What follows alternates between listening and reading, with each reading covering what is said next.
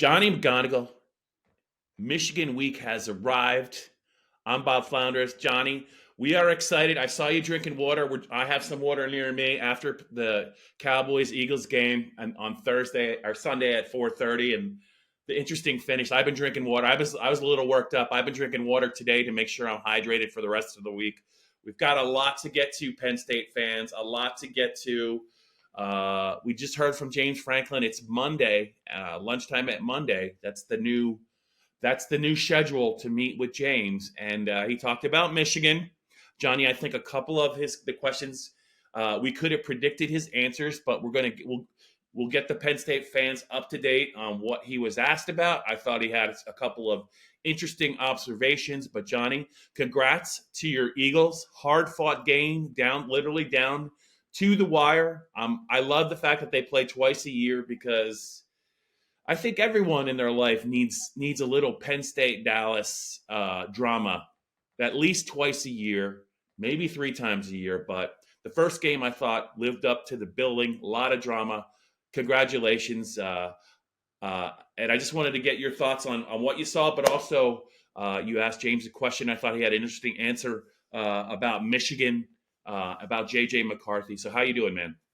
I'm good, Bob. I'm doing better on this Monday afternoon than I would have otherwise if the Eagles found a way to blow that on Sunday, which looked like it was in the cards. Yeah. Coming off a great Sunday, was able to get back from College Park, Maryland, at a relatively decent time into Philly on Saturday night. Got everything done ahead of time. Hit the tailgate lots a little bit on Sunday. Woo! Considered hopping on a ticket app and buying a ticket, but they were insane. So watched with some family and friends and very well rested and raring to go for this big week that Penn State has ahead of itself. James Franklin, like you mentioned, moving his press conferences to Monday afternoon. So we get Mondays with James now, and he said plenty. About a lot of topics, said a little about a couple of other topics that I feel like people are most interested in. The big question, of course, around this week and the big storyline really around the college football season so far has been the Michigan sign stealing allegations. And James was asked about that, unsurprisingly, saying that he's keeping his focus to what's on the field. And, he said less is more when discussing something like that, especially before playing the Wolverines this weekend. And he was also asked about Jim Harbaugh, who, there's been speculation that he might be suspended amid this scandal. And he just said, look, I'm focused on what's on the field, the players, the scheme, and everything like that. So unsurprising from that standpoint, Bob, but he gave some other really good answers too, on J.J. McCarthy, on Michigan, not really being challenged so far this season, and how he kind of hopes that Beaver Stadium this weekend, despite it being a noon game and not a under the lights Beaver Stadium game, that perhaps the Penn State fans can cause some problems for JJ and this Michigan offense that has not really been tested like Penn State was tested at Ohio State a few weeks back. So we'll see how that all plays out.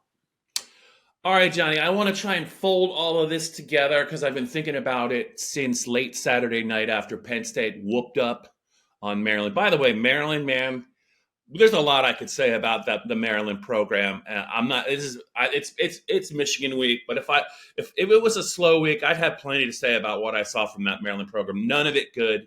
But Johnny, so let's just set the stage here. I know the Penn State fans are going to be thinking about it all week. Penn State lost 20-12 to Ohio State a couple of weeks ago. Spirited defensive battle. I don't want to say it was a no-show on offense, but it was pretty close. The touchdown came really when the game was over with about 29 seconds left or whatever it was. It brought James's record to 1-9 against the Buckeyes. He is 3-6 against Michigan during his time in State College. Not all of those games were against Jim Harbaugh, who came on board in 2015. But I would say this, the last couple games in State College have really been the crowd has made an impact, whether it was the 2017 primetime game where they took it to them and beat them pretty bad. They won another primetime game in 2019. They got a big lead. They held them off. I think it was 28-21. Even in 2021, excuse me, when Michigan went to the playoff, they were the phrase is life and death to win that game. Penn State actually took the lead late in that game, and Michigan converted a long touchdown pass in the final minutes. A couple of Penn State defenders ran into each other. They won the game 21-17. But the crowd was a day game, and that the crowd made an impact in that game. I guess what I'm trying to say is, after the Maryland game, he's always going to get asked about Michigan and Ohio State. And I didn't even think he was asked about it, but James, I thought he was venting, not so much as really reacting to the question about just being able to enjoy a dominating win over a team that is not named Ohio State and Michigan. You could tell it's eating at him. You can tell he's thinking about it. He doesn't really like to talk about it, but Johnny, we're going to talk about it. The fans have been talking about it. It's just not enough to play these teams close. I don't care how talented they are. Penn State's got talent too. When you get a chance in a close game to beat these teams, you have to beat them. And the truth is, it hasn't happened. I'm not saying anything that's not obvious, but I don't know that James should be making a lot of pleas or venting a lot about being allowed to enjoy 36-point wins over Maryland or 63-point wins over UMass. It's really about at this stage of the game in year 10, Johnny, it's about, keeping score about how they do against Ohio State and Michigan when the perception is the talent is fairly equal, right? Yeah, I agree. 100%, Bob. And coming into this season, you knew the West Virginia opener would have some juice around it. You knew the Iowa whiteout would have some juice around it. But for the most part, everyone kind of came into this thing understanding it was almost a 2-game season. Yeah. And it kind of always is. I mean, you obviously have teams even like Minnesota a few years ago that will pop up and be a good team and cause you trouble. Michigan State can do it, or at least has done it in the past. But when you evaluate and look at James Franklin's tenure, you immediately want to, and I think fairly, view it through the lens of, hey, Michigan and Ohio State, how has he done against those teams, and how is Penn State best positioned to win those games? And I still think that Penn State had a really good chance to beat Ohio State a few weeks back. The offense, you said it, might not have been a no-show, or I'll go that far. I think it really was a no-show from the offense that week. And everyone that went into that, we don't have to relitigate what happened in Columbus necessarily, but they had a chance in that game. They didn't take it. Mm-hmm. And now they have another opportunity this weekend against a Michigan team that, like I mentioned and like James Franklin mentioned, really has not been tested this year. I mean, you look at their non-conference schedule, they were playing, the Bowling Greens of the world and UNLV and East Carolina. Their Big Ten slate has not been challenging at all so far. For Michigan, it really is a 2-game season. It's Penn State and Ohio State. That's really the only test that they'll have on their schedule. So I'm sure Michigan fans are going to be interested to see how the Wolverines perform in really their first tough game of the year. And Penn State fans, after already watching the Ohio State, I don't know if debacle might not be the right word, but the performance or lack thereof at Ohio State, this is a real opportunity for this Penn State football team. This still sits here right now, Bob, 8-1. Mm-hmm. And if they beat Michigan, they've got a chance, to make the, not only the Big Ten title game with some tiebreakers.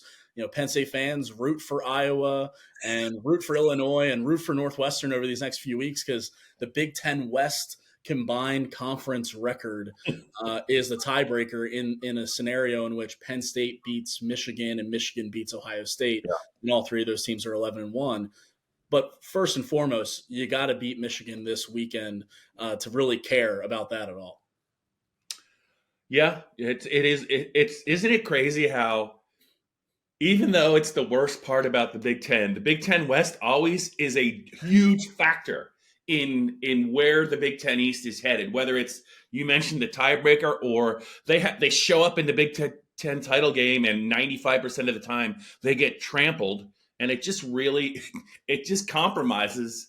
The Big Ten's chances of getting multiple teams most years in a 14 playoff. That's going to change, but you just can't shake the Big Ten West until some of these other teams come into the conference, and also they expand the playoff. Johnny, I wanted to ask you this because he answered it, but I wanted to ask you this: Are you buying Penn State's run defense and that FBS #1 ranking of 60.3 yards allowed per game? That's the fewest. That's the fewest yards per game in FBS. And the reason, you know why I'm going to ask you this? They got worked. Is probably the best way to say it. They got worked by Michigan last year in Ann Arbor. I think the number was 418, four rushing touchdowns. Blake Corum went wild. Donovan Edwards almost scored literally on every time he touched the ball. I know he only had 2 touchdowns, but he was lethal. I know they got wore down, Johnny, because the offense didn't help. And I know the defense, Penn State's defense is good, but that's a good offensive line. That is an extremely well coordinated Michigan running game. I know it's got to travel. I know it's got to function in a lot of noise and against a lot of talent. But just your thoughts on the play of Penn State's run defense, what James said about why they're better this year, and if they are really that much better equipped to handle what Michigan's going to bring to the table on Saturday. We're going to find out, Bob. we are going to find out. Like you mentioned, the stats indicate that this is a really good run defense that Penn State and Manny Diaz has at his disposal. The talent that he has, we've talked about it so much over the last few months up front. You start on the edge, with Chop Robinson, a widely considered first-round talent and a player that Penn State is hopeful will play this weekend after suffering, we're not doctors, but suffering an injury at Ohio State, one that, he was carted off, towel over the head. Took them a while for him, to get up and get, off the field and onto the sideline. A helmet-to-helmet collision with an Ohio State offensive lineman. Chop did travel to the Maryland game, warmed up and suited up, but was listed as out. James Franklin said after the game that was a part of the rehab process for Chop and part of his protocol. So we'll see if he suits up. Him and Amin Vanover, who was also injured at Ohio State. James Franklin said both. He's hopeful that both players will play this weekend. But getting those two guys back would be a big boost to this, defense and defensive line specifically. I like what I've seen so far this season from the defensive tackles. I think the added weight that Zane Durant has put on has really helped, and he's kept his explosiveness on the interior. Devon Ellis and Hakeem Beamon, Kazai Izzard, those guys I think have done a pretty good job so far this season. Now, granted, they're not facing rush offenses like Michigan's. Blake Corum and Donovan Edwards, those guys you mentioned, and the offensive line that Michigan has. I mean, you look at what Ohio State had up front, and I think it's a pretty average Ohio State offensive line. Now, Penn State did shut down their running game, and I think Ohio State running backs had about 33 carries and averaged just over 2.5 yards per carry. So it's good job on Penn State's front seven there. You're going to need a big Abdul Carter game, though. You're going to need Curtis Jacobs to not only make the big plays, but make the smart plays within the scheme and within the confines of the defense, what Manny Diaz is dialing up for you. And so we're going to find out, because a lot of the discourse around this defense really since the Michigan game last year, and it bled all the way into the offseason, was about the run defense and the size and the shape and the fit of what they have up front, and if they're able to stop a downhill rushing attack that Michigan has. And so, we're going to find out. I think there's no other way, we're just going to have to wait and see. Yeah. 2 points, just 2 points to contribute to what you just talked about with the run game, which I agree with. You can point to the Ohio State game, but they didn't have Trevion Henderson in that game, right? And he, in 2021, he went for a $150 against Penn State, and he had a couple of big plays, I think, late in last year's game, and they're not quite the same run game without him. I think that is a fair point, and I think one of the advantages Michigan has had in its 9-0 start, and the closest margin I believe was 24 points against Rutgers, and they've just, I mean, we're going to get to Penn State's two-back approach in just a minute, Johnny, but Jim Harbaugh has really not had to extend Blake Corum or Donovan Edwards at all this season, and you look at some of the numbers they've had in some games, and you're wondering about them. But I think Jim and his staff were really smart. They didn't spend a lot of their bullets against teams they could beat almost without them, and they have to be fresh for this game, right? And the Ohio State game. And the playoff, they're planning on the playoff, and Penn State will see two very fresh runners. I would not put a lot into, especially Donovan Edwards' stats going into this game. You can look at that and say, boy, I wonder if he's not the same guy. But I just think that, to Michigan's credit, they really haven't had to use them a lot. Blake saw a lot of work the last couple of years before he's been hurt. They're going to be fresh, right? They're going to be fresh, and Penn State's backs, Johnny, are going to be fresh. My question to you is, I've kind of been pretty adamant about this. I just think I think the more Penn State leans on Kaytron Allen this week, I think the better for Penn State's offense. You can look at the numbers, you can look at the progression that both he and Nicholas Singleton have made since the end of last year. But James said, he was asked by Frank Badani of the York Daily Record about the two running back approach. Is it still in play? And James went into detail. He said it worked for us last year. We feel like, I'm paraphrasing, it's working for us this year. We're keeping those guys fresh for their college careers and for their careers beyond this. And they like the approach. They like the model. And the bottom line is, unless he's playing possum, it's going to be two series for Kaytron Allen, 2 series for Singleton to start the game. I feel pretty strongly, though, you gotta fire your big guns against Michigan. And to me right now, the big gun in the running game is Kaytron Allen. Yeah, I think it's been pretty clear that Kaytron Allen has been the better running back for Penn State this year. He's been better than Nick Singleton. And I think that's from a burst standpoint, from a vision standpoint, from a power standpoint, from just picking up yards. Like, that's your job as a running back. Yeah. I think Kaytron Allen has been the better back. The stats bear that out as well. You look at what Kaytron Allen has done this year, 573 yards to Nick Singleton's 480. Yeah. And Nick has 2 more carries than Kaytron has. But over the last couple of games, Kaytron 81 yards against Indiana, 91 against Maryland, including just a downright mean 10-yard touchdown run that he was just dragging guys and churning his legs. And Nick Singleton, maybe that 51-yard kick return that he had in College Park will be kind of a jolt, a spark for him. But only 8 carries for 20 yards against Maryland. It just hasn't seemed like it's the same Nick Singleton from last year. And I know it's not all him. Like, there's so many other things that go into this, whether it's play calling or blocking and scheme and everything. But I agree with you, Bob. It's the 2-2 kind of deal. I mean, I'm not Jaywan Sider, and he's getting paid what he's getting paid to make these calls, and he's a damn good running backs coach. Yeah. But when you see Kaytron get rolling a bit, and then it's like, okay, it's Nick's turn. I just feel like in a game of this magnitude, if you have a hot hand, and maybe that's Nick, maybe this weekend that's Nick Singleton who starts breaking off some of those runs. And I'm not talking the 70-yarders. I'm talking the 8 to 9-yarders that are going to be crucial in this game if you're able to get it against a stingy Michigan defense. If they've got a hot hand in a game like this, you got to ride it. And so that's kind of where I'm at on the running back by committee approach. The hot hand, the better back has been Kaytron. And I know that they want to keep Nick involved, though, as well, because you just know a 70-yard run is in there somewhere. Yeah. Well said, Johnny. Hey, listen, we're churning on here on the Blue White Breakdown. We're going to have a couple more podcasts this week, as we always do. I'll be on with Dave Jones a little bit later in the week. Johnny will be on with Dustin Hockensmith a little bit later in the week.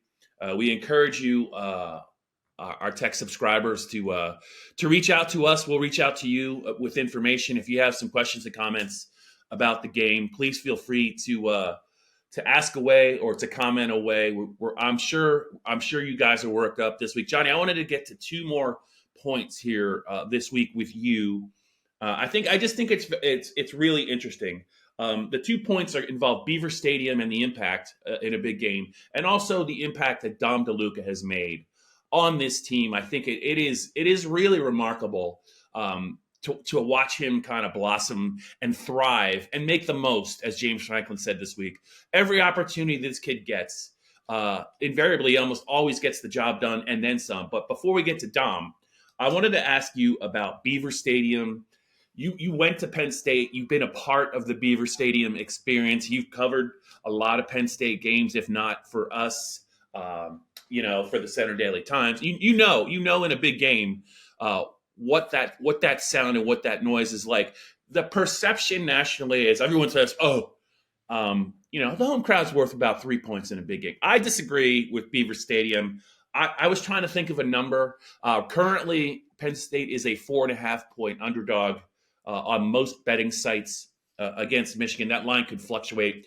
4.5 is not a prime number. I think you'll see some movement there. Johnny, I really think whether it's Ohio State or whether it's Iowa or whether it's a game this crowd really wants, I think I can make a strong argument that Penn State's crowd is worth 10 points in a game like this.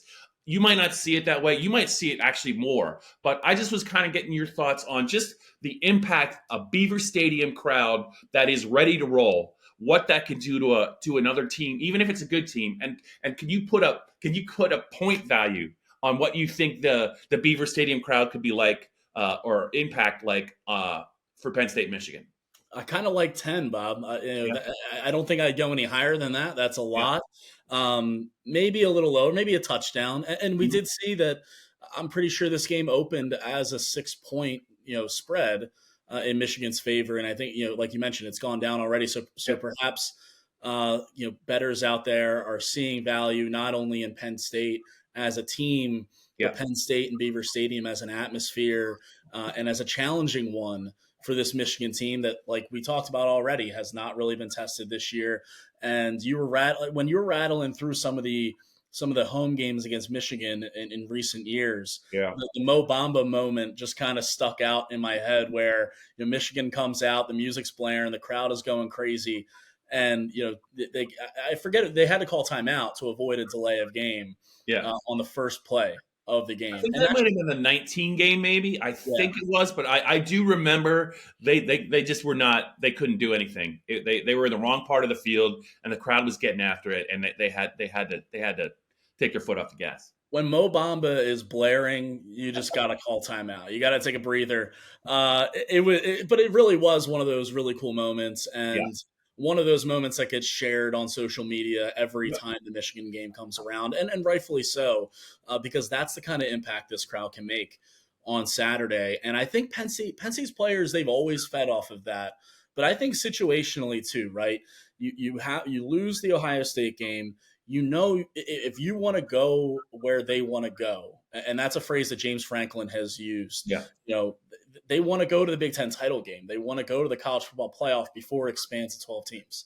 They know they have to have this one. And not saying that they went into the Ohio State game thinking like, okay, if we lose today, then we can just get Michigan.